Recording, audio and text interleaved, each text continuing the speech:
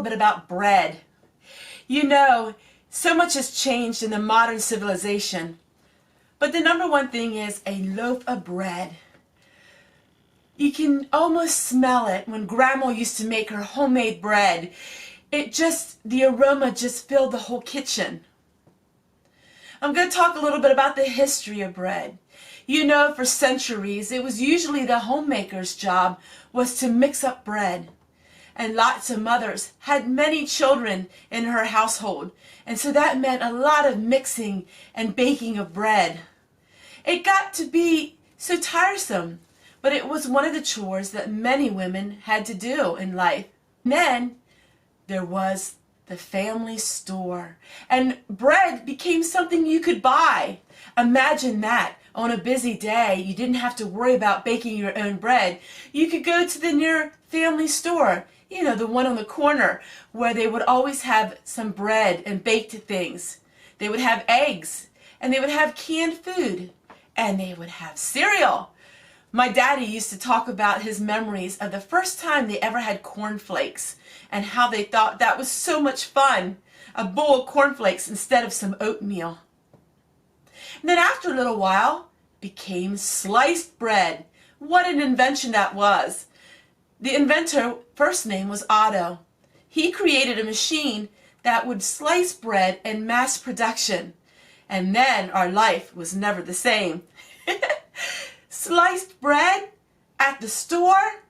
Whoa, how much more fun could it get? The average housewife was starting to become modernized, and it was exciting and it was new. No longer did she have to go about her daily grind of making bread. So we fast forward a couple years, and here we are today. You know, in the 1990s, a new machine came out. It was the glorious bread machine. Now everybody could have their homemade bread at home. They didn't have to go to the grocery store, and they didn't have to bake it. This revolutionized the housewife once more. So many things have become popular. The 1990s and the 80s, that was the year of great triumph in so many areas. It was the era of wealth, and it was the era of having things done for you, and you didn't have to do it yourself. Well, last week I went to the thrift store. I bought one item, a bread machine. It was $4, but it was half off, and I got it for $2. It said on it it wasn't tested. So today, my friends, we are going to make a loaf of bread. This is my very favorite bread cookbook. It's by Williams and Simona, and it was written in the late 1990s. So the cookbook goes with the machine. You know, when the bread machine first came out, it was terribly expensive. It was a luxury to have. But through the years, the bread machine has become a lot cheaper, just like everything else in life. And you know what? Now you can find a lot of them at the thrift store and a lot of them at yard sales or Goodwill and places like that, because it's not quite so special anymore. Back in the 1990s, you've seen all kinds of books and you've seen all kinds of magazine articles about the beloved bread machine. But in today's society, it's not that special. But you know what? I thought I would share with you a recipe today of my very favorite recipe out of my cookbook and out of my bread machine. So let's get started on today's recipe. With a recipe that is for a bread machine, it's always very important to start with the ingredients that are listed first. A bread machine handles the dough very differently, and so we need to put in the ingredients as they're listed. The ingredients are always listed as having water in first. So for this recipe, we are using 1 1/4 cups of water. The next thing it calls for is 3 cups of flour. Now you can use bread flour or you can use all-purpose white flour. Unbleached flour is what you would prefer. So we're going to add 3 cups of flour. The flour, it calls for 2 tablespoons of dry milk. Most of my bread machine bread recipes call for dried milk.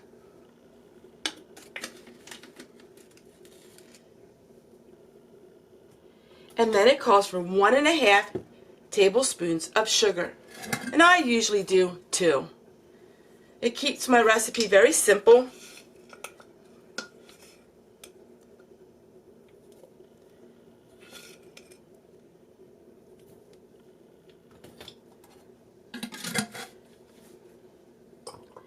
Then it calls for 1½ teaspoons of salt, and I usually only use a teaspoon.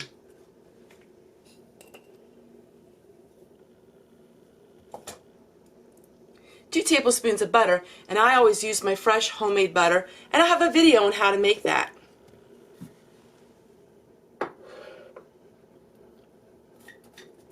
One teaspoon of cinnamon.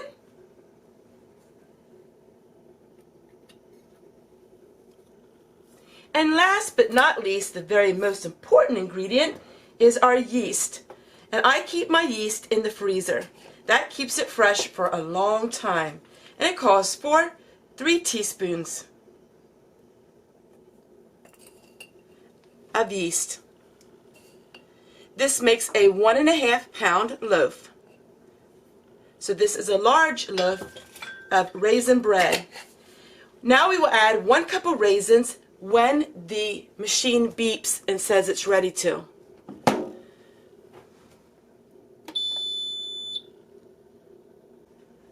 So in this very old bread machine that I got for half off, $2, and it was not tested, so I'm hoping it works, we're going to set it to number 2.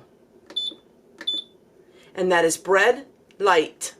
And it says, and now it says 4 hours and it will be done. So in 4 hours we will see if this bread turns out good.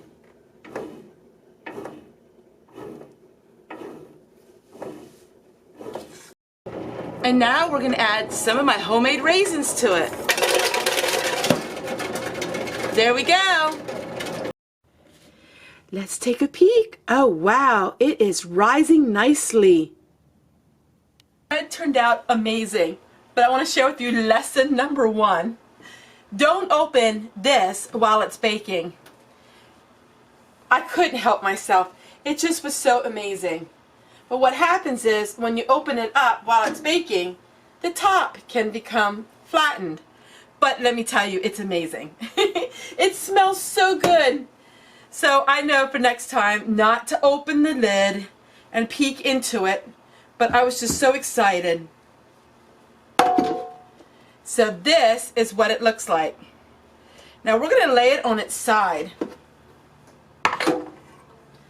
Now what we're going to do is we are going to pour some butter on it and a lot of cinnamon sugar. So we're going to put some cinnamon sugar all over it. So there's different ways that you can cut this bread. You can cut it this way, or you can sit it on its end and cut it that way. I'm going to cut it this way, but I can't cut it quite yet because I really want it to cool. If you let it cool for like 10 minutes or longer, it will be able to sit better. So we're going to have to let it cool, and then I'll show you what it looks like. The best way I have found to cut bread is with the electric knife. As you know, I use my electric knife for all kinds of things. And you can get these at the thrift store for $3 to $5. And this is a vintage one from Hamilton Beach, and it works really great. So let's just give it a few minutes and cool it off, and then we'll give it a taste test and find out, does it taste as good as it smells?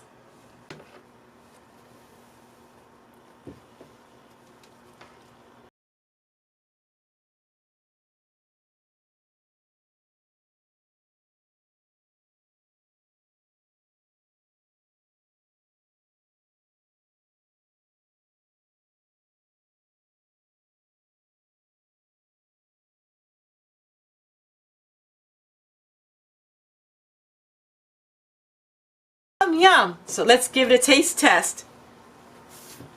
Well, here we go. Fresh raisin bread from a $2 bread machine.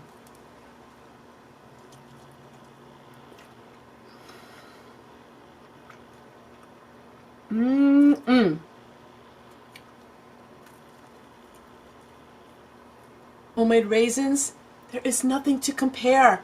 I cannot believe the difference between home dried raisins and the raisins you buy in the store.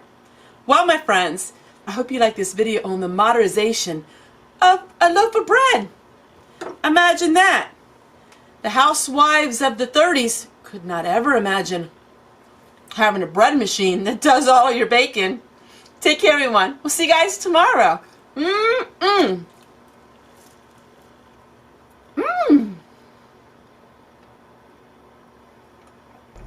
Well, everyone, have you been seeing a little bit of a different format in my videos this week? I can't wait for the weekend because I have a lot to share with you. If you missed my videos this week, they're right here. Take a look because they're very different. And my channel is going in a different direction. I can't wait to share with you later. Bye, everybody.